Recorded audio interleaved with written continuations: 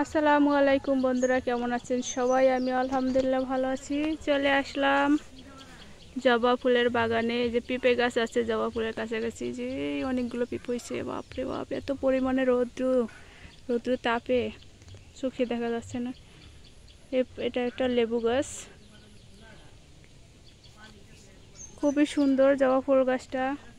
সবাইকে জবা ফুলের শুভেচ্ছা রইল।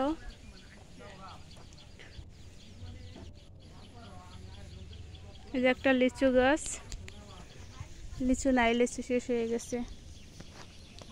কেমন লাগছে আপনাদের কাছে অবশ্যই বলবেন। এগুলো কি গাছ, কে চেনেন বলতে পারেন, অবশ্যই আমাকে জানাবেন। কিন্তু